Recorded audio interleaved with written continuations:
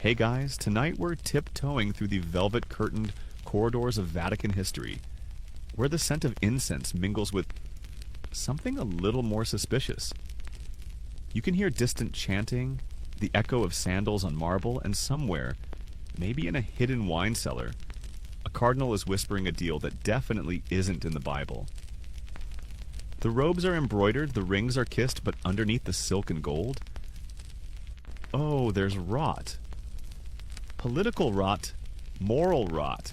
The kind of rot that's too stubborn to wash out, even with holy water. And tonight, you're going to walk straight through it. Because we're talking about the worst popes in history. Not just mildly bad, not just oops, forgot to fast during Lent bad. No, we're diving into the kind of papal disasters that make you blink twice and mutter, wait, the Pope did what? So, before you get comfortable, take a moment to like the video and subscribe, but only if you genuinely enjoy what I do here. And if you're still awake, drop your location and the local time in the comments. I always love seeing where you're tuning in from. Now, dim the lights, maybe turn on a fan for that soft background hum, and let's ease into tonight's journey together. You are in Rome. Not tourist Rome, not selfie at the Colosseum Rome. No, this is the 15th century, and the air is a heavy mix of candle smoke, garlic, and the faint metallic tang of old coins. You trudge down a stone alley barely wide enough for two monks to pass. On the right, a butcher shop. Flies dance in lazy spirals over something vaguely animal-shaped. On the left, an ornate door leads to a building with no sign, just a discreet carving of crossed keys. The symbol of the papacy. You're not just walking through a city, you're walking through a contradiction. Rome is holy and filthy, reverent and deeply corrupt. Papal banners flutter from balconies right above pickpockets. Inside the Vatican walls, debates on divine mercy echo down marble halls, while in secret, gold changes hands faster than Hail Marys in confession booths. This is the city of the Pope. And this is the city of popes gone wrong. Now let's be clear. Not every pope was a disaster. Some were spiritual, some were scholarly. Some genuinely tried their best to live out the teachings of Christ while managing a chaotic empire. But that's not why you're here, is it? You're here for the drama. For the popes who turned the Holy See into a holy mess. For the ones who put enemies on trial after they were dead. For teenage popes, warrior popes, wine-drunk popes, and popes who made nepotism into a papal hobby. And right now, as you glide silently into the heart of the Vatican, you begin to understand something important. The history of the papacy is not just about religion, it's about power. Earthly, ugly, backroom deal power. The popes were not just spiritual leaders, they were kings. Land-owning, army-commanding, money-wielding monarchs in fancy hats. Take a breath. You're surrounded by gold-leafed murals. The flickering candlelight makes the saints dance on the walls, but their eyes? They do not blink. They've seen things, terrible things. Things involving poisoned chalices and forged decrees and very, very awkward family dinners. A servant brushes past you carrying a decanter of wine so old it probably remembers Charlemagne. You glance down the hallway and see a cardinal adjusting his scarlet robes in front of a mirror, muttering to himself in Latin. Is he preparing for Mass or for battle? Here's the kicker. The corruption didn't always wear a snarl. Sometimes it wore perfume, silken gloves, a warm, convincing smile. Sometimes the worst sins wore the softest shoes. Even in the early days, the papacy had its murky moments. Pope Marcellinus in the 3rd century allegedly sacrificed to pagan gods during the Diocletian persecutions. Historians still argue whether he actually did or whether the tale was retroactive slander. But it set a tone. Even the highest office in Christendom was not immune to whisper campaigns, questionable alliances, or flat-out backpedaling. And the further into the Middle Ages you go, the wilder it gets. By the time you hit the 9th, 10th, and 11th centuries, the papacy was a storm-tossed ship. Italian noble families treated the position like a family heirloom, passing the papal tiara around like it was a particularly shiny game of musical chairs. One faction would install a pope on Monday, another would overthrow him by Wednesday. Sometimes they did it literally with swords in the streets. You pause in front of a fresco. It shows St. Peter holding the keys to heaven, serene and powerful. But you swear that in the shadows of the paint a second figure is drawn faintly behind him. A man in robes, yes, but with a dagger under his sash. Artistic accident? Or a whisper from a time when sainthood and scheming shared a bench? You sit for a moment on a worn marble bench in the Vatican garden. Olive trees rustle in the evening breeze. Somewhere, a nightingale sings. Peaceful, almost sacred, but even this garden has roots tangled with blood and bribery. A little-known fact. Several popes, even the really shady ones, were canonized later. Yep. Sainthood was not always about spiritual excellence. Sometimes it was about who you knew, who your family paid off, or whether the documents proving your miracles could be forged with enough convincing ink. One pope even declared a former pope a saint, while under the influence of his own mistress's family fortune. Quirky detail? In medieval times, the papal apartments were designed with secret escape routes. Not for security reasons against invading armies, no. Those routes were for slipping away from scandal. One door led to a wine cellar that connected to a bakery. Another passed behind a tapestry of St. Augustine and opened into the quarters of a well-known courtesan. You shift on the bench. Something scurries past your feet. You glance down, expecting a rat. Instead, it's a parchment. You pick it up. A list of names. All popes. Some with small notes beside them. Suspicious death. Nephew appointed cardinal at 14. Accused of simony. One line simply says, corpse trial, you'll get there soon. And, oh, will that be a ride. But for now, just know the story, it's not just about one corrupt pope here and there. It's about a pattern, a legacy, a centuries-long parade of silk-clad sinners and halo-polishing hypocrites who somehow convinced millions that they were the voice of God on earth, while using that voice to negotiate land deals, arrange marriages, and once allegedly commission a lion pit in the papal garden. Historians still argue whether that was a joke, a metaphor, or an actual lion pit. You really hope it was metaphorical, mostly. So, as you stand, dusting off your robes and preparing to walk deeper into the cloistered heart of papal mischief, remember this. You're not just learning about history. You're visiting the world's weirdest job interview. A job where the perks include eternal salvation, diplomatic immunity, and occasional assassination attempts. And the disqualifications? Morals optional. Your next stop, a courtroom drama like no other. Bring your own gavel. You're not dreaming. You really are standing at the edge of a courtroom where the defendant is dead. Fully dead. Buried. Exhumed. And now dressed in papal robes again. Stiff fingers looped over a Bible he can't read. Mouth slack in eternal silence. You shift uncomfortably on the cold stone bench.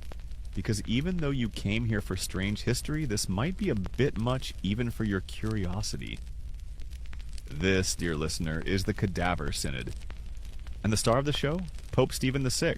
It's January of 897. The air in Rome is sharp and damp, smelling faintly of mildew, incense, and an uncomfortable mix of human ambition. You're in the Basilica of St. John Lateran, the official cathedral of the Bishop of Rome, aka the Pope himself. But tonight it's less cathedral and more crime scene. In the front of the basilica, seated like a king of chaos, is Pope Stephen VI. He's in his 40s, tense as a pulled crossbow string, with deep eye bags that suggest he hasn't slept soundly in years. Power will do that to a man. He paces, he glares, he gestures wildly at the corpse propped up in the papal throne across from him. The defendant, in case you missed it, is Pope Formosus. Dead Pope Formosus. If you feel like asking, wait, how? Why? Who approved this? You're not alone. Historians still argue whether this trial was pure personal vengeance, A political purge? Or just Stephen completely losing it in the Vatican's echo chamber of paranoia? Here's the gossip. Formosus had been pope before Stephen. During his papacy, he made powerful enemies and even more questionable decisions. He'd invited a foreign king, Arnulf of Carinthia, to march into Rome and fix the city's noble feuds. That didn't go over well with local power families. Then he crowned Arnulf as Holy Roman Emperor, which really ruffled the feathers of a rival claimant. Lambert of Spoleto, a teen noble with more ego than experience. By the time Stephen came to power, Lambert and his very ambitious mother Agiltrude were back in control. And let's just say, Agiltrude hated Formosus with the fire of 1,000 burning heretic manuscripts. So, what better way to destroy your enemy's legacy than to put his corpse on trial? Publicly? In front of Rome. On a literal throne. You clutch your sleeves tighter. The air is colder here. Not from the weather, but from the sheer absurdity. Guards had dug up Formosus' body months after his burial. Rumors say it was already falling apart, a husk wrapped in decayed velvet. They redressed him in papal vestments, sat him upright, and brought him to court like the world's worst marionette. And now, Stephen is screaming at the corpse. Why did you usurp the See of Rome? Why did you violate canon law? Why did you serve as bishop while also being pope? The defense? Well, Formosus isn't saying much, so Stephen assigns a deacon to speak for him. That poor man stands next to the corpse and whispers barely audible responses like, "The defendant pleads," before trailing off. You really hope the deacon got a bonus, or at least a strong drink after this. The trial goes on for hours. Witnesses are summoned. Canon law is cited. The crowd grows larger, buzzing with disbelief. You hear whispers. What if the body moves? Isn't this sacrilege? I heard his toe fell off on the steps. Eventually, the verdict arrives. Guilty. Formosus is stripped of his papal garments. The fingers he used to bless the faithful, well, those are cut off. His body is dragged out, unceremoniously tossed into the Tiber River. Later rumors say fishermen pulled it out and reburied it, respectfully this time. But by then the damage was done. Here's the twist. This wasn't the end of Stephen's power play. It was his undoing. The people of Rome were not thrilled. The clergy was horrified. Even hardened nobles muttered that the corpse trial had crossed a line. Within a few months, Stephen was imprisoned by a mob, then found strangled in his cell. No one was surprised. And as for Formosus, ironically, after all that, he was reburied in St. Peter's Basilica with full honors. Twice, actually. His legacy was partially restored, though historians still argue whether he deserved the honor. Some say he was a shrewd, reform-minded pope, caught in impossible politics. Others say he was a manipulator who played too many sides and finally lost. Either way, no other pope has been put on trial after death. Once was enough. You rub your arms, still chilled from the vibe. The Cadaver Synod wasn't just a moment of medieval madness, it was a turning point. A clear signal that the papacy wasn't some divine moral beacon. It was a chessboard. And sometimes the pieces got weird? Quirky tidbit? After this event, the church briefly issued a new decree. Popes could not be judged once dead. They called it no trials for corpses. A rule you'd assume didn't need to be written until... well, it did. The basilica is quiet now. Echoes of that absurd court drama have faded into candle smoke and silence. You pass the empty throne where Formosus once slouched, bones wrapped in embroidered shame. It's just a chair now, a symbol without a voice. You wonder how many other papal secrets are buried here. Not just under marble floors, but inside the memories of frescoed walls and incense-soaked pews. You turn the corner and catch a glimpse of something new. A fresco showing a teenage boy in papal robes, tipping over a wine jug and laughing. That can't be real, can it? Oh, but it is. Next up, the frat party pope. And if you thought things were already absurd, brace yourself. He hasn't even graduated puberty yet. You're standing in a lavish hall where the walls are so gold they reflect your face like a funhouse mirror. Marble floors, velvet drapes, and tapestries thicker than winter cloaks line the room. But what catches your eye isn't the luxury, it's the noise. Loud laughter, the unmistakable sound of a goblet shattering, and someone, definitely someone, shouting Latin curses while playing dice. Welcome to the Lateran Palace, and welcome to the papacy of John the 12th. Probably the youngest, wildest, and most spectacularly unqualified pope in all of church history. He's not your standard old man in robes. No stooped back or soft-spoken Latin prayers. No, this pope's barely grown stubble. He's 16, possibly 15, maybe 18. Historians still argue whether his exact age was known, but it doesn't change the vibe. This kid is running the Catholic Church like it's a teen after-party his parents forgot to cancel. You inch toward the corner of the room, trying to stay out of sight. There's a party going on. Not a dignified, incense-heavy papal banquet. No, this feels more like a Roman version of spring break. Except the toga isn't optional, and the guy leading it all wears the papal tiara. John the 12th was born as Octavianus in 937, part of a powerful Roman noble family. His dad, Alberic II, more or less installed him as pope when he was still practically picking at acne. It wasn't a spiritual decision. It was political. Alberic wanted to control the Vatican even after he died, and what better way than to plop your teenage son into the most powerful throne in Christendom? The result? Chaos wrapped in silk, soaked in wine. You peek around a marble column, there he is, John the 12th himself, lounging in a chair carved from ivory, shirt open, crown askew, and one sandal kicked off. He's laughing at something whispered by a woman seated in his lap. The woman is definitely not a nun. Whispers in Rome say that under John's rule, the Lateran Palace was transformed into a brothel. That's not poetic exaggeration. That's what actual clerics of the time claimed, even conservative. Churchmen, usually tight-lipped, called it the House of Harlots. You hear the phrase murmured as a servant slips by you.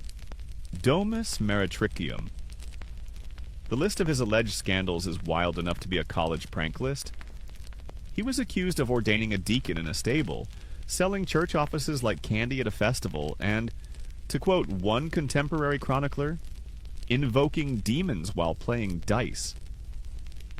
That's right, even his gambling came with a supernatural flair. And yes, historians still debate which of these accusations are true and which were political smears.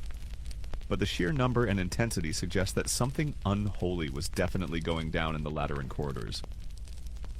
You find yourself wandering deeper into the palace, past the party rooms and toward a private chamber. The door is cracked open. Inside, a meeting is happening. Not of bishops, but of bishops' enemies, soldiers, nobles, mercenaries. You quickly realize John wasn't content with just parties. He dabbled in war, too. At one point, he invited Otto I, the German king, to come to Rome and help defend his position. Otto arrived, helped out, and was crowned Holy Roman Emperor by John's own teenage hands. But then John got cold feet.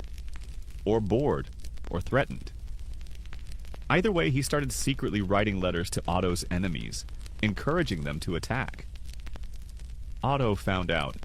The betrayal wasn't just rude, it was insanely risky. Otto marched back into Rome, convened a synod of bishops, and put John on trial. This time, unlike poor Formosus, the defendant was alive. John didn't show up, not once. He was too busy fleeing the city, possibly with a stolen church treasury in tow. The synod declared him deposed. The bishops listed his sins on official documents: simony, sacrilege, murder, perjury, incest, and... yeah, let's just say the list was long and spicy. Some of it may have been exaggerated, sure, but some of it? Likely true. The church replaced him with a new pope, Leo VIII. But here's the kicker. John came back, with mercenaries. He stormed into Rome like it was a video game quest, kicked out his replacement, mutilated some clergy who dared oppose him, and reinstalled himself on the papal throne like it was his gaming chair. Then, suddenly, quiet. He died. Alone. According to one medieval source, he died of a stroke while in bed with a married woman. Other reports say he was beaten to death by the woman's husband, who burst into the room like a wrathful plot twist. Either way, his papacy ended the way it had begun. Messy, scandalous, and more Roman comedy than religious epic. You walk through the ruins of his bedroom. The bed is gone, the walls repainted over centuries, but something still lingers. A feeling, like the air remembers. Or maybe it's just the smell of old wine soaked deep into the stone. Mainstream historical fact. John XII's reign is one of the most cited examples of papal corruption in the 10th century, a time already nicknamed the Iron Age of the Papacy for how brutal and chaotic it was. He was the epitome of everything reformers would later try to fix. And quirky tidbit? John once renamed months of the year after himself and his mistresses. Because if you're going to be pope, why not mess with the calendar too? The echoes of his laughter fade as you exit the palace. Outside, the sky is darker now, lit only by flickering torches and the quiet stars above. Rome sleeps restlessly beneath you. You sigh. Just when you think things can't get any more bizarre, you remember what comes next. A man who held the papacy 3 separate times, who literally sold the papal office like a second-hand tunic. Yes, up next, the Pope who quit and then came back. Twice. You step through the stone archway of yet another Roman chamber, half expecting more chaos, and surprise, it's there waiting for you. But this time, it's weirder. Less drunken teenager, more spiritual hot potato. Because now you've entered the domain of Pope Benedict IX, a man who treated the papacy not as a calling, not as a sacred trust, but as his own personal subscription service, with a cancel anytime policy. Get this, he was Pope 3 separate times, yes, 3. Like rebooting a glitchy app, Benedict IX just kept coming back. You blink at the timeline painted along the hallway. It's dizzying. First papacy, 1032. Second, 1045. Third, 1047. And in between those dates, betrayals, bribes, a papal resignation for cash. Honestly, you could turn this into a TV series and no one would believe it's real. Benedict IX was born Theophylactus of Tusculum, from a family that practically owned the papacy like it was a family business. The Tusculani clan had already provided a few popes, and when young Theo came of age, or close enough, his powerful uncles decided it was his turn. And by of age, we're not talking about 30s or even 20s. He was likely around 20, possibly younger. Historians still argue whether he was a legal adult or just legally obnoxious. You creep into the papal chapel, but instead of incense and prayers, you hear something else. Coins clinking, whispers about deals. There's no choir, just quiet scheming. Because Benedict IX wasn't just young, he was wild. Chronicles accuse him of everything from violence to orgies to literal satanic rituals. Though, of course, medieval enemies loved tossing "he dined with demons" into smear campaigns. Whether he really practiced black magic or just had bad friends with worse parties, we may never know. But what we do know? He wasn't interested in spiritual leadership. Not even a little. At one point during his rule, things got so bad that the people of Rome rose up, not just once, but multiple times, to throw him out. Imagine being so disliked that mobs would rather have no pope at all than keep you in office. That's where we're at. After his first expulsion, he fled the city. But then, plot twist, he came back, with more muscle, reclaimed the papacy. Business as usual. Then, a few years later, in 1045, he decided he didn't really want to be pope anymore. He wanted to get married. No, really. Benedict fell in love. though with whom the records don't say. Some claim it was a cousin, because medieval Rome. Others say it was a noblewoman who turned him down anyway. Whatever the truth, he wanted out of the job. But instead of just walking away quietly, he did what any enterprising medieval man might do. He sold the papacy. Yes, he approached his godfather, Giovanni Gratian, who was a respected archpriest, and offered him a divine deal, the papal throne, for a modest sum. A few bags of silver and boom, Gratian becomes Pope Gregory VI.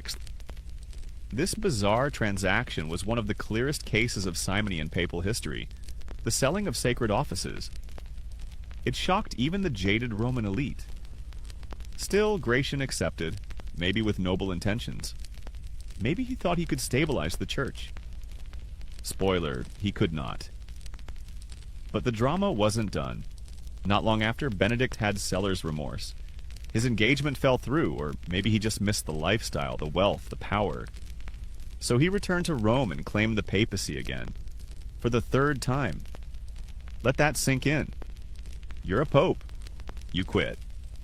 You sell your title. Then you waltz back in like it's your old dorm room and you forgot your sandals. At one point, there were 3 rival popes, all claiming the throne: Benedict IX, Gregory VI, his buyer, and a third guy, Sylvester III, who had been tossed in during one of Benedict's many vacations.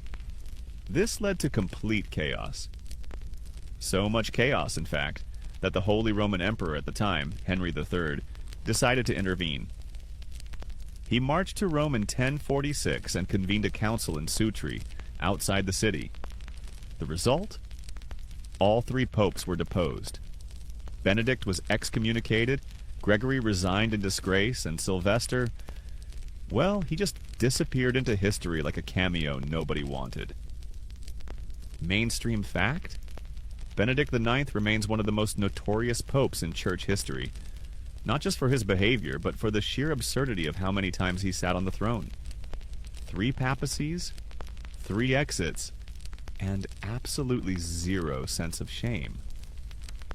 Quirky tidbit? After his final ousting, Benedict tried to sell the papacy again, this time without owning it anymore. That's like selling a car you already returned. Illegal, baffling, and very on brand. You walk past a carved plaque that once bore his name, now chipped and faded. Time has tried to erase him, but not completely. Because Benedict IX taught the world a crucial lesson, that even the holiest titles mean nothing in the hands of someone who just wants a better real estate portfolio. Historians still argue whether he was simply corrupt or mentally unstable. Maybe both, maybe neither. But no one disputes this. He turned the papacy into a joke so outrageous it forced the church to begin taking reform seriously. Eventually, you emerge from the chamber into the cool Roman evening. A wind stirs the papal banners, casting long shadows across the square. But the shadows feel different now, less sacred, more slippery. And you're just getting started. Because next comes a man who stayed in office but maybe really shouldn't have. A pope with a voice like thunder and a temper to match. Get ready to flinch. You're walking straight into the reign of the screaming pope. You step through a towering doorway into the Vatican's inner sanctum, half expecting peace, solemnity, maybe a quiet little prayer echoing off the walls. Instead, you nearly jump out of your skin.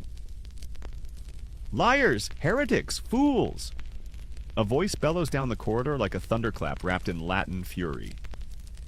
You're in the era of Pope Urban VI, a man who shouted more than he blessed, alienated nearly everyone around him, and single-handedly helped ignite one of the biggest messes in church history, the Western Schism. And as you tiptoe further in, you get the feeling, this man was not made for diplomacy. Urban VI was elected pope in 1378. His real name? Bartolomeo Prignano.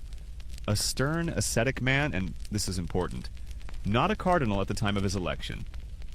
That already raised a few eyebrows, but more importantly, he wasn't a Roman. That mattered. See, just before him, the papacy had been in exile in Avignon, France for nearly 70 years. Popes had gotten cozy with French kings, and Italians were not loving it. So, when Pope Gregory XI died and the conclave gathered in Rome, a mob formed outside the walls, chanting, screaming, even threatening violence, demanding a Roman pope. The cardinals, terrified of being murdered in their pajamas, elected someone Italian enough, Prignano, technically Neapolitan. Close enough. At first they thought they'd made a decent pick. He was a reformer, seemed serious. A bit stiff, maybe, but hey, this was the papacy, not a birthday party. Then he started yelling. A lot. Urban VI, once given supreme authority, revealed a volcanic temper that could fry a choir boy at 50 paces. He'd rant for hours, criticize bishops to their faces in front of servants, mock his cardinals in meetings. Once he accused half his inner circle of conspiring against him, and had several of them imprisoned, tortured, and executed. That's not an exaggeration, he really did that. And the cardinals? They were not about to sit quietly and wait for lightning to strike. So they fled Rome and declared that Urban's election had been invalid, citing that it was made under mob pressure.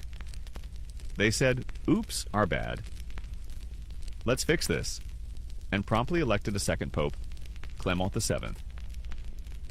Clement set up shop back in Avignon, and now suddenly, bam, we've got two popes. Two. Both claiming to be the real deal. Cue the Western Schism, a decades-long nightmare that divided Europe. Kingdoms had to pick sides. Was the true pope in Rome or in France? If you were French, you probably went with Clement. If you were loyal to the Holy Roman Empire or English, you stuck with Urban. And if you were a regular person just trying to not go to hell, you had no idea whom to believe. This wasn't just an awkward holiday dinner scenario. It was geopolitical chaos disguised as religious devotion. And at the fiery center of it all was Urban VI. Raging, unforgiving, paranoid, and increasingly isolated. You sit on a bench in the papal courtyard, the sun heavy on your shoulders, and listen. You can still hear the echoes of his voice, scolding someone for smiling too much during Lent, berating another for owning silk gloves. He believed reform meant pain, and he dished it out with holy enthusiasm. Quirky detail? Urban once planned to excommunicate all cardinals who spent more than 4 hours a day on personal grooming. Let's just say the men of the cloth weren't thrilled about cutting their hair time. And mainstream fact? The Western Schism lasted nearly 40 years. It would eventually escalate to 3 popes all claiming legitimacy.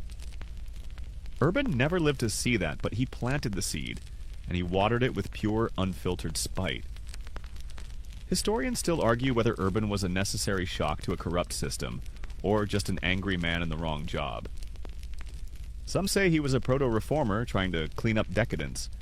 Others say he was a spiritual tyrant whose pride wrecked unity for decades. But as you stand brushing dust from your robes, one thing is clear. He was loud. And the church? The church never forgot the noise. You walk onward now, past old stone steps where messengers once ran back and forth with contradictory orders from rival popes. The tension has cooled, but the footprints remain, and you, dear listener, are just beginning to grasp how far this rabbit hole goes. Because if Pope Urban VI yelled his enemies into the grave, the next man simply eliminated them. Quietly, poisonously, and with a smirk. You're about to meet the anti-pope who stole the Vatican's treasures and murdered his way to the top.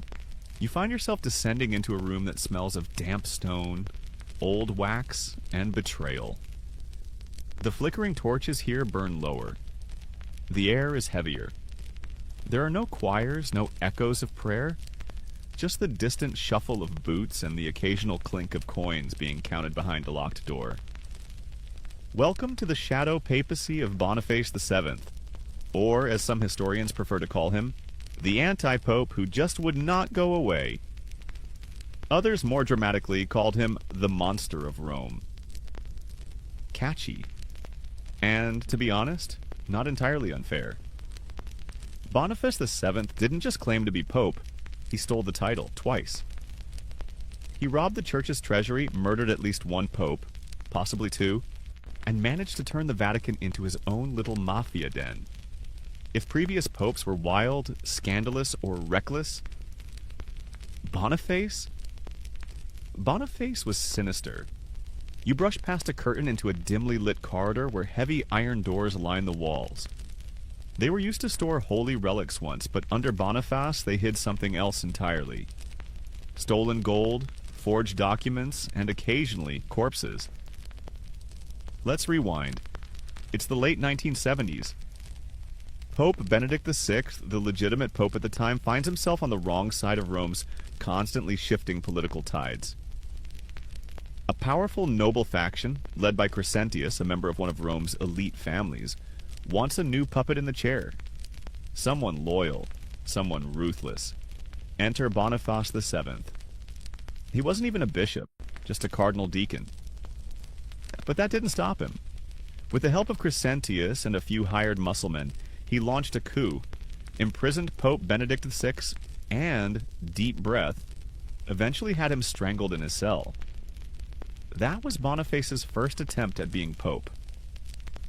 Rome was not thrilled. The public backlash was immediate. The Holy Roman Emperor sent troops. Boniface panicked. And what did he do? He looted the Vatican's treasury, yes, literally emptied the coffers, and fled to Constantinople with enough gold to buy a small kingdom. That might have been the end of the story. Anti-pope, fugitive, vanished. But no. This guy came back. In 984, after the legitimate Pope John XIV died under murky circumstances, some say he starved, others whisper he was poisoned, Boniface saw his chance. He marched back into Rome, likely with some gold-fueled bribes, and reclaimed the papacy. This time officially. No elections, no approval. Just mine now energy. And Rome, exhausted and leaderless, let him in. For a year, Boniface VII ruled with iron fists wrapped in velvet gloves. He rewarded loyalists, punished dissenters, and tightened his grip with the cold efficiency of a dictator. Meanwhile, rumors swirled of secret executions, quiet assassinations, and coin purses exchanged in candlelit corridors. You pause at one such corridor now, your breath misting as the chill deepens. And here's the kicker. While other popes masked corruption in incense and piety, Boniface barely pretended. He knew what he was and leaned into it. He ruled not like a shepherd, but like a gangster in a cassock. Quirky tidbit?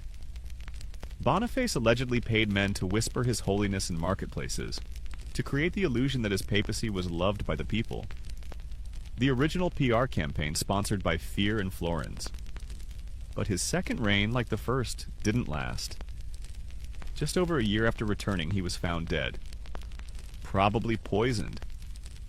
It's hard to say whether it was his own guards, Roman nobles, or divine intervention. The cause is still debated, but the effect was immediate. Rome turned on him with legendary spite. They dragged his corpse through the streets. Yes, again, with the dragging. They stripped his body naked, mocked it, and dumped it at the feet of the Lateran Basilica, unburied, unwanted, unmourned. Eventually, a group of clergy retrieved the body, gave it a quiet burial, and tried to scrub his name from the record. But Boniface VII left a stain that couldn't be cleaned. He wasn't forgotten. Mainstream fact? Boniface VII is still regarded as one of the most corrupt and violent claimants to the papacy in history. Even the Catholic Church never recognized him as a legitimate pope. He remains an anti-pope, a usurper whose reign was built on blood and gold. Historians still argue whether Boniface's second term was truly papal or merely tolerated. Was it rule by consent or rule by exhaustion? Some say Rome accepted him out of fear. Others argue it was just political convenience. You slip into a chamber once used for treasury records. Empty shelves now. Just dust and the faint echo of coins that bought a throne. You lean on a cold marble column and let your mind catch up. A pope who murdered, looted, fled, and returned. Twice. A pope who turned the Holy See into a criminal enterprise. And still, the papal story is far from over. Because next up, a man whose name you might recognize. A man with a family so famous, so poisonous, so flamboyant, they inspired centuries of drama and conspiracy. Yes, you're about to step into the perfumed and poison-laced world of the Borgias. And the Pope at the center of it all? Rodrigo Borgia, better known as Pope Alexander VI. Get ready. The food is delicious. The wine never stops. And someone at dinner is definitely plotting to kill you. You can smell the feast before you even reach the dining hall. Roasted game birds, spiced fruits, platters of truffles and honey-glazed chestnuts, all laid out under flickering chandeliers. Perfume hangs thick in the air, covering something sharper. Something like fear and poison. Possibly both. Welcome to the table of Pope Alexander VI, born Rodrigo Borgia. Cardinal, father, political tactician, Pope, and walking scandal. You slip into the shadow of a velvet curtain just as a servant sweeps by with a gilded tray. His eyes flick left, then right. Nobody moves casually in this palace. Everyone calculates. Everyone listens. Because in the Borgia household, secrets are currency, and if you misplace yours, you may not live to regret it. Rodrigo Borgia became Pope in 1492. Yep, same year Columbus sailed west and discovered a continent full of future tragedy. While ships crossed oceans, Rome had its own explorer, one not of seas but of sin and strategy. Borgia's papacy? It's the textbook definition of excess. He threw parties that made royal banquets look like awkward family dinners. He elevated his children, yes, children, into powerful positions. His son Cesare became a cardinal and later a military commander, while his daughter Lucrezia was married off like a political chess piece again and again. You wander deeper into the Vatican apartments now draped in Borgia crimson. Silk tapestries depict saints, mostly looking away awkwardly, as if even they can't believe what's happening under their stitched gaze. Alexander VI wasn't the first pope with a mistress, but he was the first to flaunt it so shamelessly. Vanozza de Catane bore him 4 kids. Then there was Giulia Farnese, nicknamed Giulia la Bella, a noblewoman who may have doubled as a political informant in his bedroom. Church records? Silent? Gossip? Deafening. In his late 60s and early 70s, Alexander threw feasts that echoed through the Roman night. Candles flickering over marble, dancers twirling in barely their fabric, and noblemen gambling fortunes with fingers greasy from roast pig. And one night, the infamous banquet of chestnuts. Whether legend or exaggerated truth, the tale goes like this. In the papal palace, a dinner party was hosted, attended by cardinals, nobles, and dozens of courtesans. After dessert, a contest began. Servants crawled across the floor collecting chestnuts, while the women performed acrobatics of a most scandalous sort. The night ended with prizes for those who participated with the most, shall we say, enthusiasm. Historians still argue whether this event truly happened as described, or whether it was invented by enemies to discredit him. But even if it was exaggerated, it fit the vibe a little too well. And what of Lucrezia, his daughter? Was she just a pawn, a victim, a co-conspirator? She was married off at 13, later at 17, and again at 20. Each time to men with land or titles her father wanted. Rumors swirled of incest, poison rings, and secret pregnancies. But again, proof is foggy. What is clear? She was politically invaluable. She hosted Vatican events, sat beside ambassadors, and wielded influence that most men would kill for, and many did. Alexander VI used his papacy to enrich his family. Lands, castles, military campaigns. Nepotism wasn't a flaw, it was a blueprint. He created cardinals from among his allies. He sold offices, indulgences, and titles like raffle tickets. If you had enough gold, you could walk out of Rome a bishop, regardless of your lack of qualifications. Mainstream fact? Rodrigo Borgia is widely considered one of the most controversial and politically corrupt popes in history. Even contemporary Catholic writers couldn't deny his brazen pursuit of wealth and power. But he was also competent. He reorganized the Vatican's finances, commissioned art, strengthened political control over the Papal States. You know, between the affairs and assassinations, and quirky tidbit? During Alexander's reign, Vatican officials began using perfumed ink for personal correspondence. A literal scented paper trail. Imagine excommunicating someone with lavender-scented stationery. You pass by the window now, overlooking the Vatican gardens. They say he planted cypress trees for every new lover. If so, the grove would be thick enough to get lost in. His end came appropriately after dinner. In 1503, Alexander and Cesare fell ill. Rumors swirled it was poison. Some claimed it was meant for another cardinal. Others whispered the Borgias poisoned themselves by accident. A cosmic punchline. Alexander died. Cesare survived, barely. He was buried quietly without fanfare, later exhumed, reburied, forgotten, then remembered, then demonized, then reanalyzed by historians trying to separate man from myth. Today, some argue he was just a product of his time, a Renaissance figure who wielded power as it was meant to be wielded, with teeth. Others? They still call him a devil in robes. You leave the feast now, full, not with food, but with a bitter aftertaste. The Borgias weren't the end of papal corruption, just the most colorful chapter. Because next, you'll meet a man who may have loved gold even more, but preferred to spend it on statues, operas, and a circus-level party that nearly bankrupted the church. You're heading into the Renaissance's grandest papal party. Brace yourself for fountains of wine and elephants. Yes, elephants. You're standing at the edge of a courtyard so opulent, so absurdly grand, that your brain momentarily forgets you're in a holy city. For a second, it feels more like Vegas married Florence and gave birth to a Vatican baby covered in gold leaf. A man rides by on a white elephant, no joke. Behind him, a procession of costumed dancers, jesters tossing coins into the crowd, and a brass band so loud it rattles your teeth.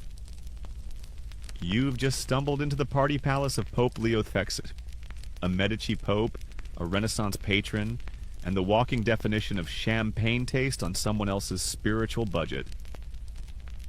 Born Giovanni di Lorenzo de' Medici, Leo XI was elected pope in 1513. He was the second son of Lorenzo the Magnificent, Florence's most powerful banking and art-loving ruler. Giovanni had been raised not to lead armies or run businesses, but to be a pope.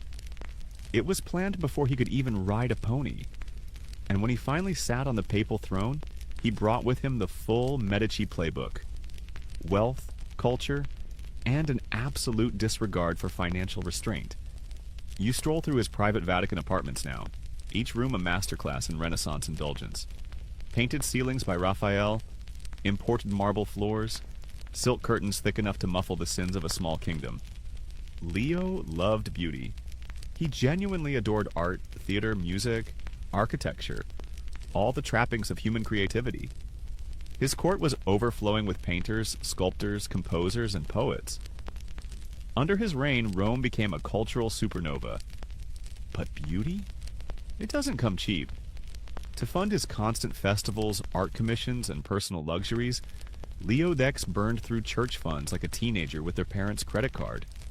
Banquets for hundreds, private circuses, fireworks shows visible across the Tiber, and yes, an actual trained elephant named Hano, gifted by the King of Portugal. Hano became something of a Vatican mascot. He had his own stable near St. Peter's, was trained to kneel on command. And when he died of constipation, true story, Leo wept and buried him with honors, complete with a poem by the papal court poet. You pass the old garden where Hano once strolled. A faded stone elephant marks the spot. Leo's spending wasn't just for show. He used lavish gifts and cultural prestige as political tools, charming nobles, impressing foreign dignitaries and reinforcing the church's image as a beacon of divine glory on earth. But beneath the velvet and violins, something darker simmered. To keep the papal treasury afloat, Leo X authorized widespread sale of indulgences. Basically, spiritual get-out-of-purgatory free cards you could buy for cash. These weren't new, but under Leo, the practice exploded. Professional salesmen toured Europe, preaching fiery sermons about damnation and dangling salvation like a Black Friday deal. Enter Martin Luther. A monk in Germany, outraged by what he saw as spiritual extortion, nailed his 95 Theses to a church door in Wittenberg in 1517. It was a theological mic drop, and the start of the Protestant Reformation. Now, did Leo panic? Not exactly. At first he laughed it off. Called Luther a drunken German who would feel differently once he sobered up. But the sobering never came. Instead, the Reformation spread like wildfire. Leo tried to suppress it, declared Luther a heretic, issued bulls of excommunication, but the damage was done. The splintering of Western Christianity had begun. And here's the irony. While the church crumbled abroad, Leo kept throwing parties in Rome. Mainstream historical fact? Leo X is remembered as a patron of the arts, but also as the Pope who failed to prevent the Reformation. His luxurious lifestyle and aggressive fundraising practices created the perfect storm of resentment and rebellion across Europe. Quirky tidbit? Leo once received a mechanical organ powered by water as a gift. He was so amused he made everyone in the Curia listen to it before dinner, calling it proof that man could imitate angels. Most cardinals just wanted to eat. Historians still argue whether Leo was naive or calculated.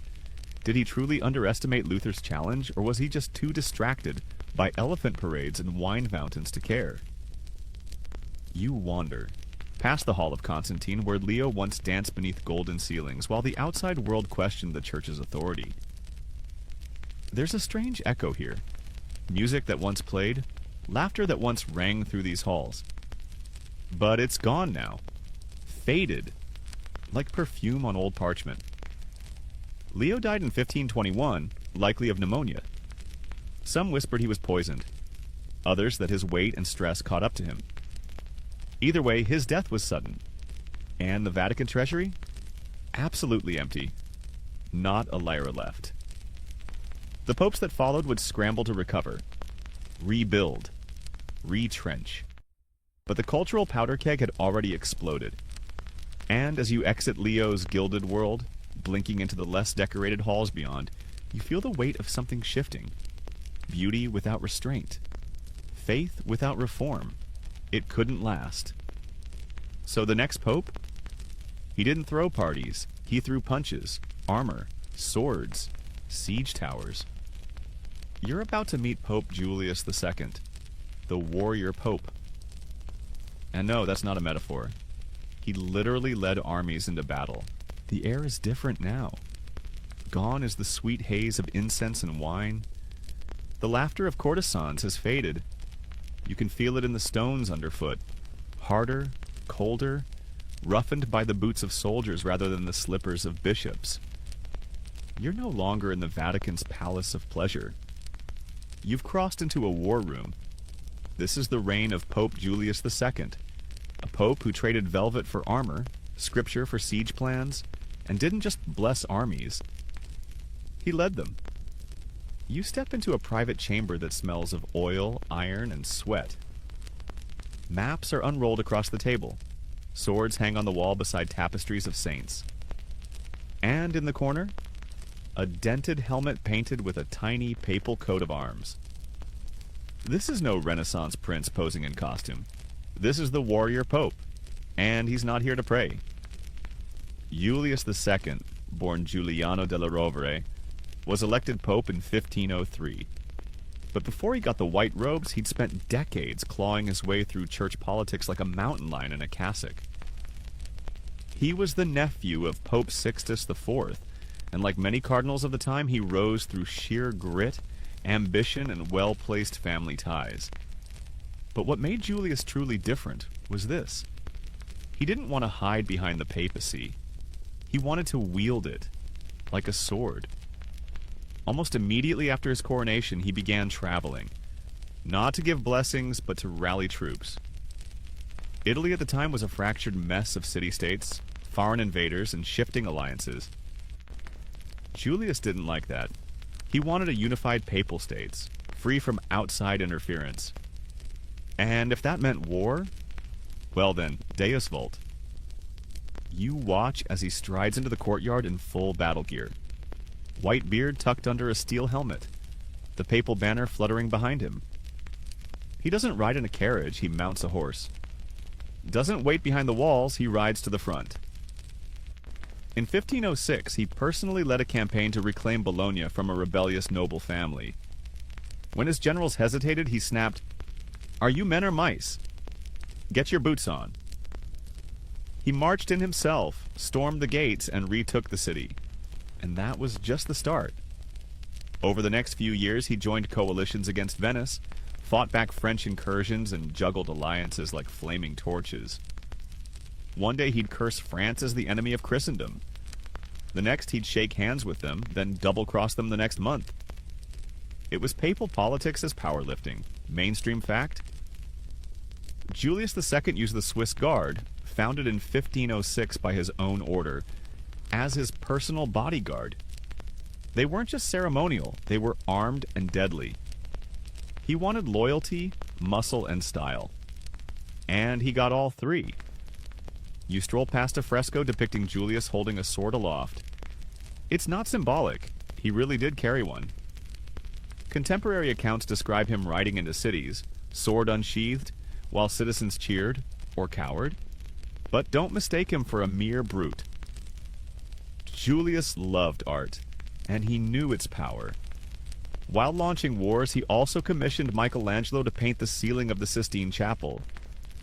That's right. The same hand that clenched a sword also hired one of the greatest artists in history. You walk beneath that same ceiling now. The light shifts across the frescoes. Adam reaching out to God, prophets lost in thought, angels suspended mid-breath. And while Michelangelo was up there, painting on scaffolds, Julius would pace below. Impatient, demanding, sometimes screaming. The two men despised each other. Quirky tidbit? During a particularly heated argument, Michelangelo stormed off and refused to continue. Julius sent soldiers to drag him back. The Pope reportedly muttered, "If he weren't so good, I'd have had him excommunicated by now." That tension, it birthed a masterpiece. But even masterpieces couldn't keep Julius from war. In his later years, he launched the Holy League, a military coalition to push France out of Italy. For a time, it worked, but the cost? Enormous. Towns destroyed, lives lost, enemies made, the Vatican treasury bled. Historians still argue whether Julius was a defender of Italy or just another ego in armor. Some call him a patriot, fighting for the independence of the Papal States. Others see a violent opportunist who preferred the battlefield to the Bible. One thing's for sure. He made the papacy feared. Not just respected, feared. And that legacy would echo long after his death in 1513. You step into his private chapel. No gold, no perfumes, just stone and candlelight. His tomb lies beneath the floor, modest considering the man. But maybe that's fitting. Julius wasn't about show, he was about impact. You sit quietly, the air is heavy with memory. Popes before him had ruled from bedchambers and banquet halls. Julius ruled from horseback. He made the Vatican a player on the European stage, not just spiritually but politically and militarily. But as always, when a strong hand loosens its grip, chaos follows. And what comes next? Scandal, affairs, a papacy run not. Fairs. A papacy. Just by one man, but by his mistresses, his son, and his secret deals. You've survived a warrior. Now step carefully. You're entering the age of Pope Sergius III, and the dawn of what historians call the pornocracy. You push open a creaky wooden door and step into a room lit by candlelight so soft it seems embarrassed to shine. The walls are covered not with frescoes or marble, but with faded, peeling tapestries and shadowy portraits, eyes half-lidded like they've seen too much and are trying to forget. This isn't the clean, polished Renaissance anymore.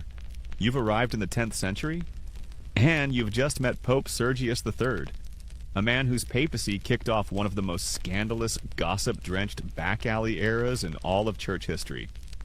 The pornocracy. Yes, that is a real term. No, you're not dreaming.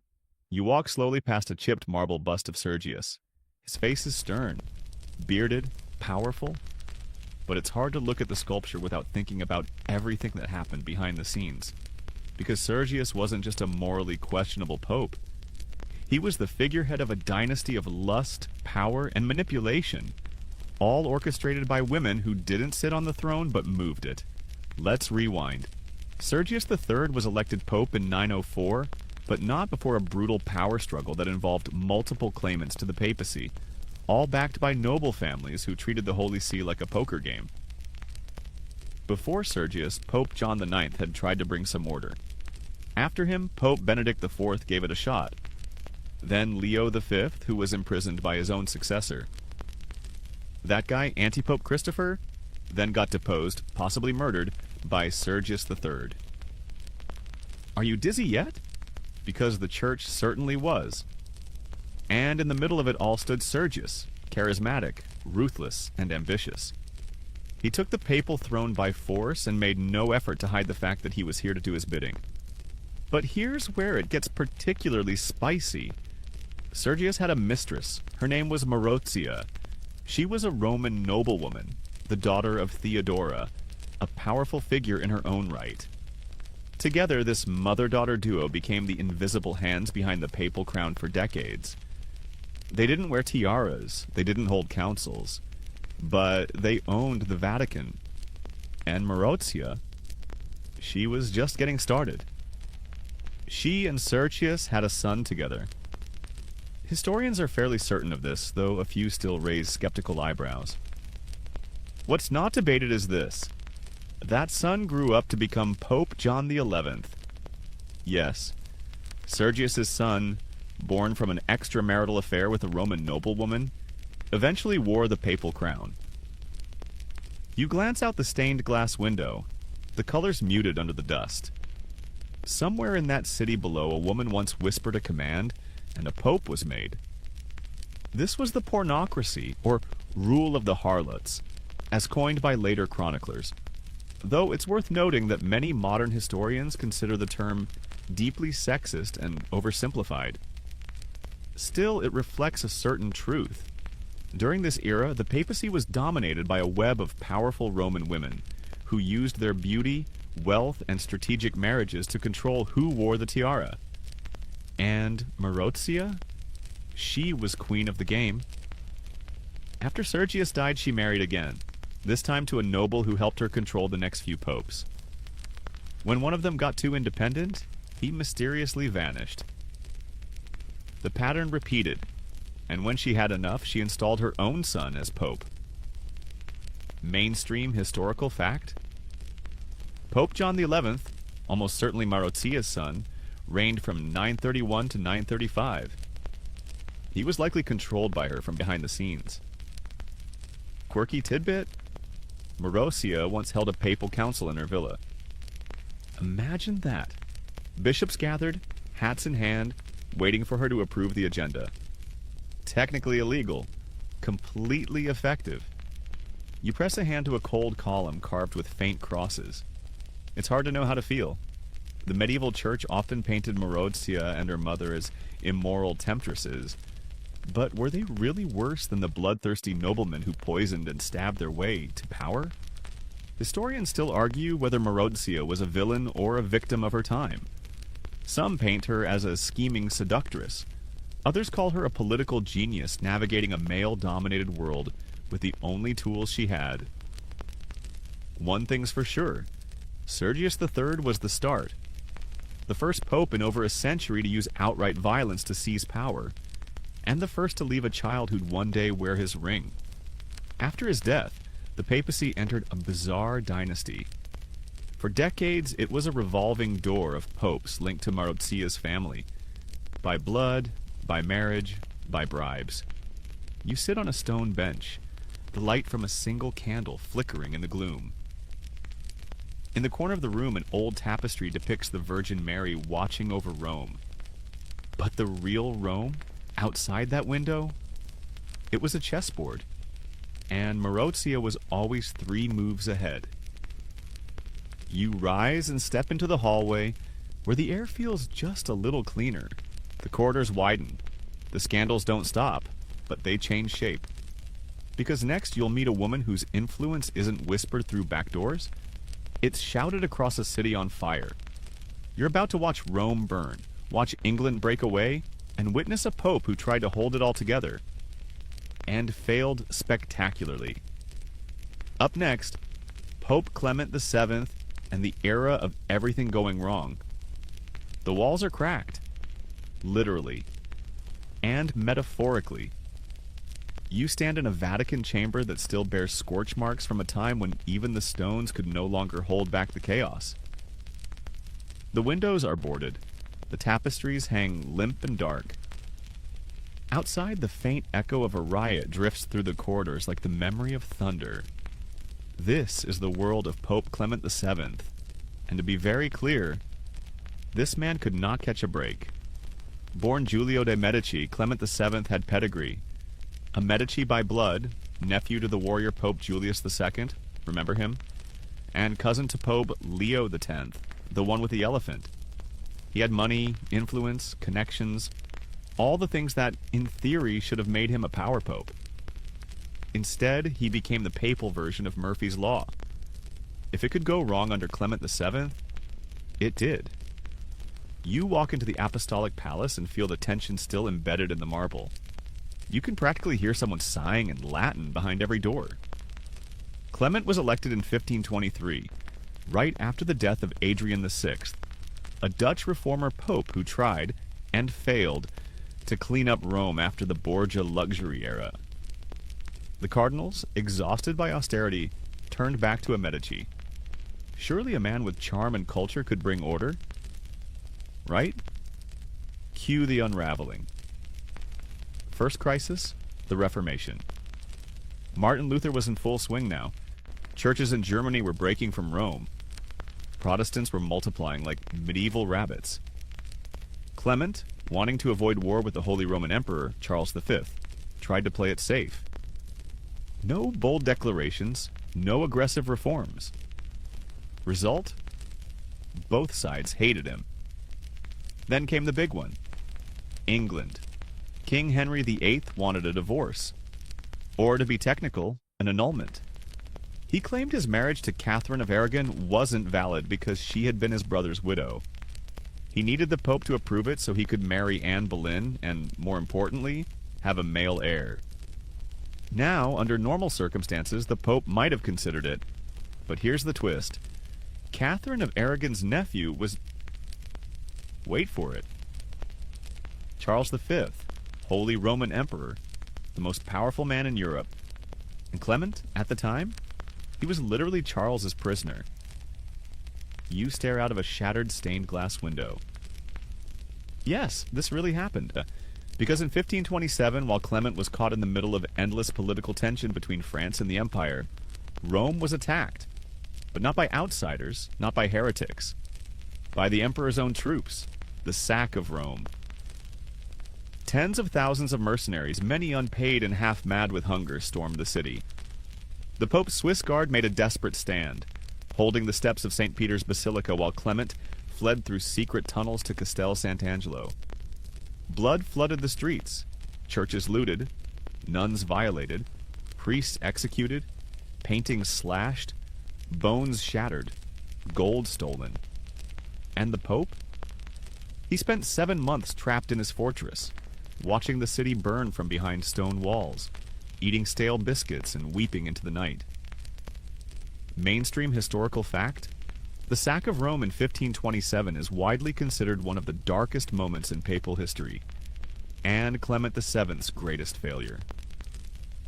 He had tried to play both sides in Europe's endless power struggles. Instead, he got crushed between them.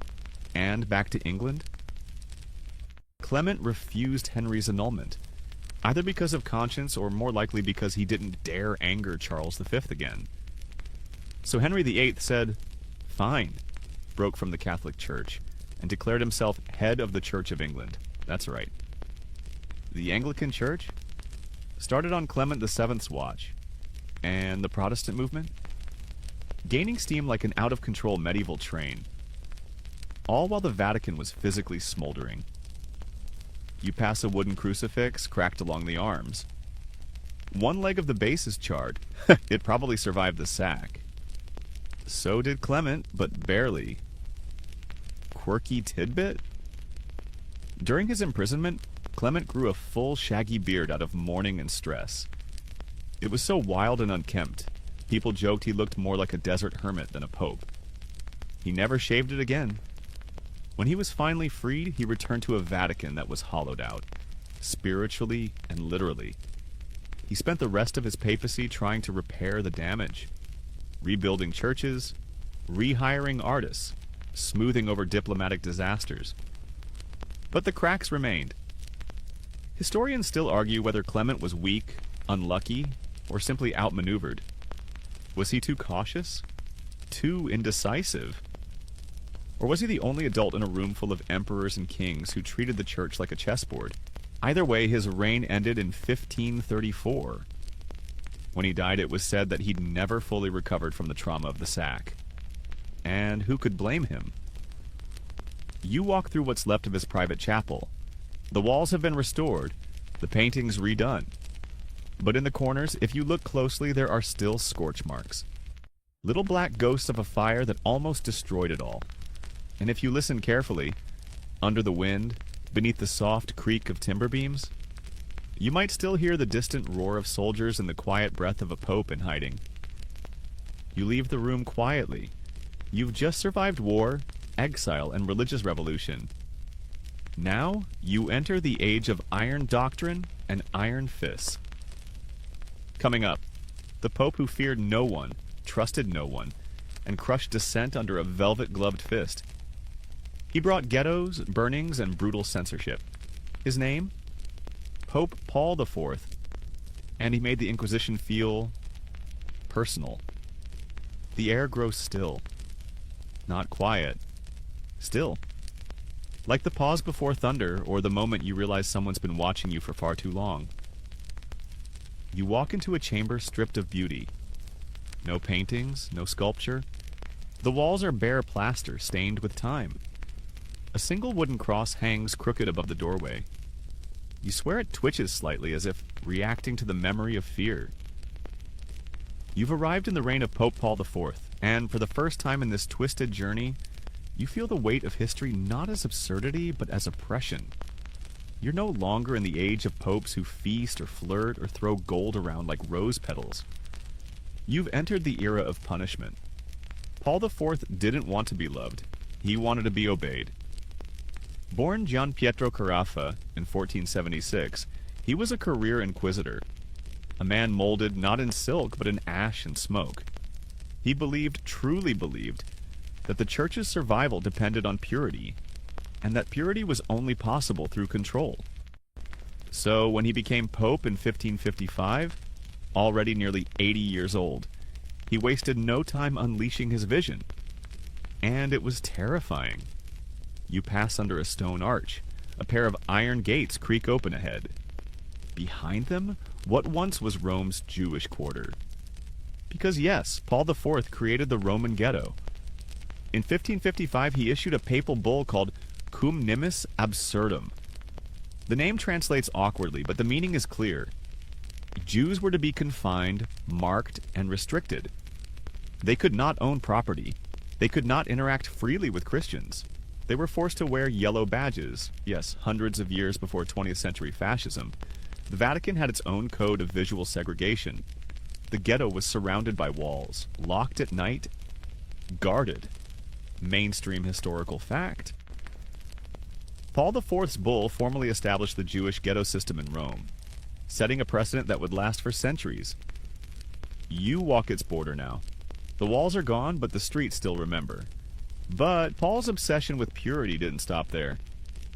He supercharged the Roman Inquisition, a movement previously more about controlling clergy misconduct. Under Paul, it became a weapon. Books were banned, entire libraries burned. Michelangelo's Last Judgment in the Sistine Chapel? He ordered loincloths painted over the nudes. Literally, under Paul, angels wore modesty shorts. He created the Index Librorum Prohibitorum, the index of forbidden books. Think of it as a medieval version of being shadow banned, but with fire involved. If your writing ended up on this list, it could be seized, censored, and publicly destroyed. And if you kept a copy, the Inquisition would like a word. Quirky tidbit? Erasmus, one of the most influential Catholic scholars of the Renaissance, ended up on that banned list. Why? For being too reasonable. Yes, really, you wander into a dark hall where whispers seem to cling to the walls. You feel watched. Not by eyes, but by a presence. Paul had spies everywhere. Neighbors informed on neighbors. Clergy were dragged into trials based on the thinnest accusations. He even turned on his own allies. At one point, Paul ordered the arrest of members of the powerful Farnese family, relatives of a former pope, accusing them of moral laxity and ambition. Which, in fairness, wasn't wrong, but also pot, meat kettle. Rome under Paul was a city of fear. The people grew restless, angry, but they kept their heads down.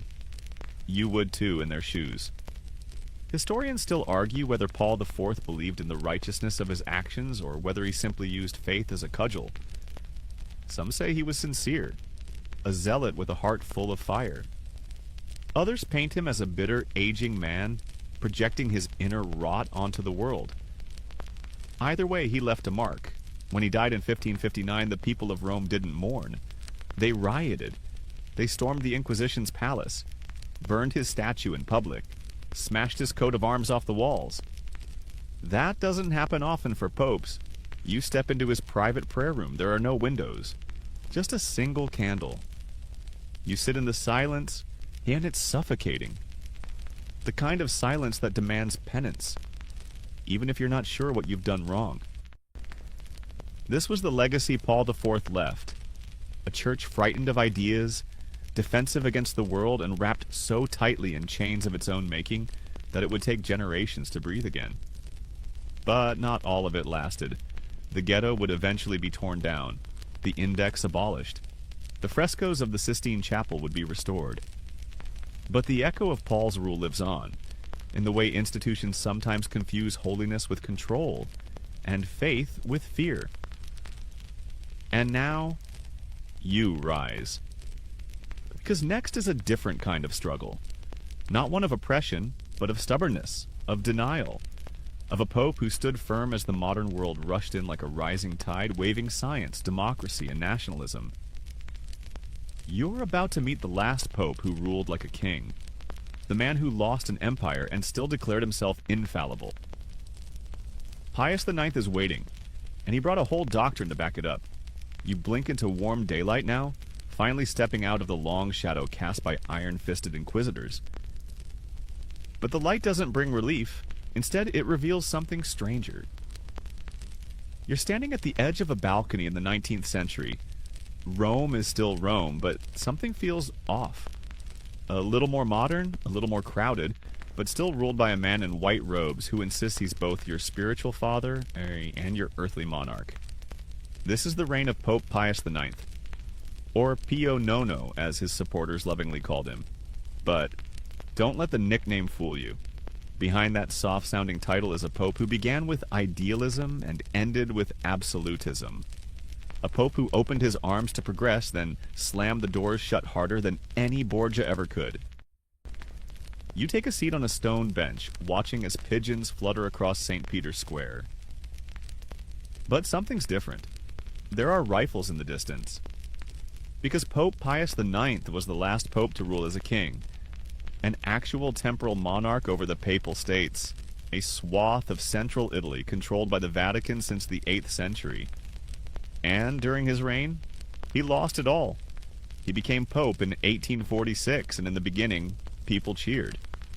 He was young, well, Pope young, had gentle eyes and seemed open to liberal ideas. He pardoned political prisoners, promised constitutional reforms, allowed limited press freedoms. It was like someone opened a window in a very stuffy room. For a brief moment, he was a liberal hero. But then came the revolutions of 1848, a wave of democratic uprisings across Europe. In Italy, Republicans and nationalists demanded an end to monarchy, foreign control, and yes, the Pope's political rule. And Pius? He panicked. He fled Rome in disguise, slipping out of the city dressed as an ordinary priest, while revolutionaries declared a short-lived Roman Republic. For a moment, it looked like the Pope might become just a bishop again. But he had friends in high places. France sent troops. The Republic was crushed. The Pope returned, not softened, but hardened. Whatever liberal spark had lived in him died in exile. When he came back, he was not the same man. He abolished reforms, shut down parliaments, cracked down on dissent. The Vatican became a walled city in every sense. And in 1864, he published the Syllabus of Errors, a list of modern heresies, which included believing the Pope should not control the state, supporting secular education, advocating for democracy or religious pluralism. Basically, if you thought the world should change, Pius had a papal bull with your name on it. Mainstream historical fact? The Syllabus of Errors remains one of the most infamous documents in papal history, a manifesto of opposition to modernity, science, and secular governance. Quirky tidbit. Pius IX also officially defined the dogma of the Immaculate Conception in 1854, not to be confused with the virgin birth. This teaching claimed that Mary herself was born without original sin. Theologians had debated it for centuries. Pius just declared it. And that wasn't his only declaration. In 1870, during the First Vatican Council, he pushed through the doctrine of papal infallibility. The idea that when speaking ex cathedra on matters of faith or morals, the Pope cannot err. Let that sink in. A man under siege from the modern world, losing land, losing power, facing nationalist revolts, and his answer? I'm never wrong. It was bold. It was divisive. And it still stands in Catholic doctrine today. But even infallibility couldn't stop reality. Because that same year, 1870, Italian nationalists seized Rome. The last remnants of the Papal States were absorbed into the newly unified Kingdom of Italy. And Pope Pius IX? He locked himself in the Vatican, literally. He declared himself a prisoner of the Vatican, refusing to step outside the walls. No meetings with the king, no public appearances. For the next 8 years, he ruled the church from within the tiny sovereign bubble of St. Peter's, physically inside Rome, but legally, nowhere. You walk through the hallways he once paced endlessly. The ceilings are lower here, the light filtered. There's a melancholy that clings to the wallpaper like incense to wood. Pius IX died in 1878, the longest-serving pope in history at that point. And his funeral? It nearly turned into a riot. As his coffin was paraded through Rome, angry nationalists attacked the procession. They tried to throw his body into the Tiber River. Only armed guards prevented them from succeeding. Historians still argue whether he was a tragic defender of faith or a stubborn reactionary who did more harm than good. Some Catholics still revere him as a saintly figure. In fact, in 2000, he was beatified, a step toward sainthood. Others, not so sure. He had refused to give up power gracefully, fought science, opposed modern freedoms. And yet, he'd held the church together through one of its greatest identity crises. You glance at the Vatican dome outside the window. It gleams in the sun. But behind that light is a long, flickering shadow, cast by Pius IX, a man who closed more doors than he opened. And yet, somehow, the papacy survived. You step down a staircase that spirals gently toward the archives. All these popes, each in their own way, left behind a trail of robes, relics, rumors, and regrets. Now it's time to follow that trail to its final chamber. Because the worst popes, they didn't just leave chaos behind. Somehow they left behind saints, shrines, and entire perfume lines. Yes, really. One last walk through the echoing halls of legacy. Next, the afterlives of history's worst popes. How the worst became honored, erased, or surprisingly well scented. You're almost at the end now. But just when you think things might calm down, when the chaos might finally dissolve into footnotes, you find yourself in a softly lit corridor lined with velvet ropes, display cases, and reverent plaques. This isn't a throne room. It's a museum. And yet, behind the glass, you see objects that belong to men who probably shouldn't be anywhere near a shrine. Golden rings once slipped onto poisoned fingers, letters written with ink laced in deceit, even a pair of embroidered papal slippers rumored to have stepped over a corpse or two on the way to power. You've entered the Vatican's long, strange process of selective memory, where even the worst popes over time were reimagined, rehabilitated, or quietly swept under the rug. Welcome to the afterlives of history's worst popes. Let's start with a surprise, Pope Pius IX. You remember him, the man who locked himself in the Vatican, banned books, and said no to democracy like it was a personal insult? Well, he was beatified in the year 2000 by Pope John Paul II. That's right. The same man whose stubbornness helped lose the Papal States is now officially one miracle away from sainthood. It sparked massive controversy. Many Catholics applauded the decision. Others, especially Jewish communities, protested, pointing to Pius IX's enforcement of the Roman ghetto and his refusal to return a Jewish boy who had been secretly baptized and forcibly taken from his family. Historians still argue whether Pius was a spiritual visionary or a theocratic fossil. But sainthood has a way of smoothing over rough edges. You move to the next display. A shimmering case holds a letter written by Pope Alexander VI, Rodrigo Borgia. The same guy who hosted orgies, fathered multiple children, and allegedly poisoned guests at his dinner table. No sainthood here, but surprisingly no official condemnation either. In fact, his papal documents are still cited. His image? Still painted respectfully in some chapels. One modern historian even described him as a capable administrator who happened to have questionable taste in parties. That's one way to put it. But perhaps the strangest turn of all belongs to Pope Formosus. You remember him, right? The dead guy put on trial in a full corpse suit during the Cadaver Synod? Well, after being dug up, reburied, and dragged through the Tiber, he was eventually reburied again, this time with honor in St. Peter's Basilica. Centuries later, a small cult of reverence grew around him. Today, some even refer to him as a tragic martyr of politics, a pope who stood for righteousness and suffered posthumous injustice. Quirky tidbit: a niche line of luxury papal-themed perfumes once released a limited edition scent named Formosus Number. Deviati notes of myrrh, sandalwood, and what one reviewer called a faint trace of mold and vengeance. You can't make this up. You walk through a small, dim side gallery titled Contested Legacies. Inside are busts of Pope John XII, Benedict IX, Boniface VII, and Urban VI. No gold plaques. Just a tiny inscription at the bottom. History remembers what it chooses. Sometimes it forgives. Sometimes it forgets.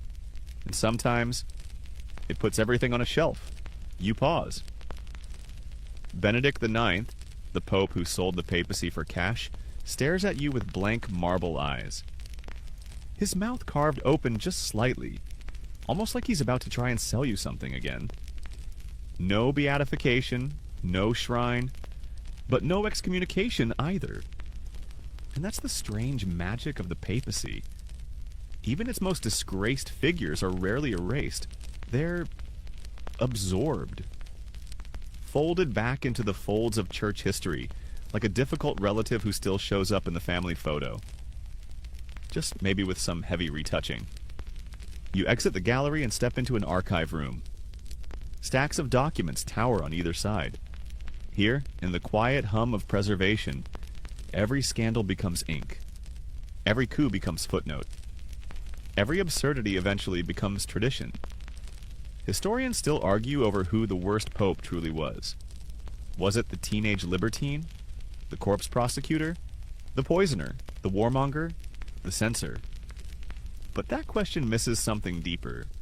Because the worst popes weren't just individual disasters. They were systems in collapse. Mirrors of their times. Products of greed, fear, ambition, and often complete lack of oversight.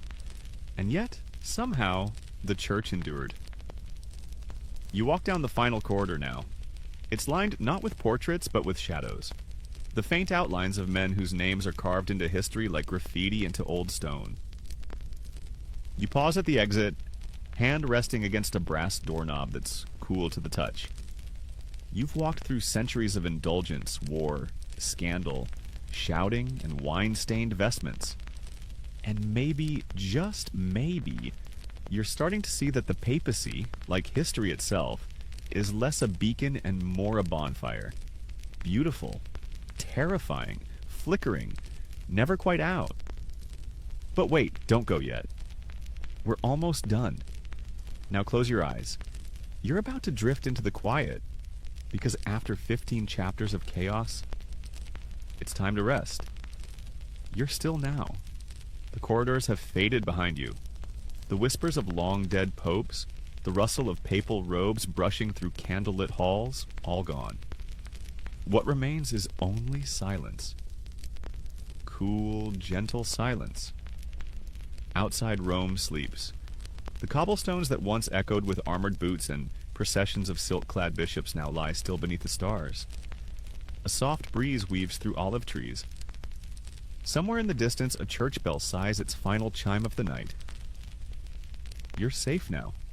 You've walked through scandals, through sieges, through dinner parties that ended in poison and debates that ended in fire. You've watched men crowned in splendor, stripped in disgrace, raised to sainthood, and sometimes buried in the Tiber. And somehow, through it all, the world kept spinning. You lie back now, the weight of history settling into a soft hush around you. Think of parchment curling under candlelight. Think of footsteps echoing in an empty basilica. Think of laughter, of fury, of prayers whispered not because they were heard, but because someone had to say them. The popes you've met tonight were flawed, messy, human in the most painfully human ways. But in that strange, stubborn humanity, there's something oddly comforting. Even the highest thrones are still just chairs. Even the most sacred voices can crack. Even the men in white can stumble through darkness. You exhale. The air is softer now, your thoughts slower. You let go of the scandals, the noise, the names. They can rest now. And so can you. Close your eyes. You made it. The worst of history is behind you. The night is long, the hum is low, and the past, no matter how loud, has finally gone quiet. Sleep well,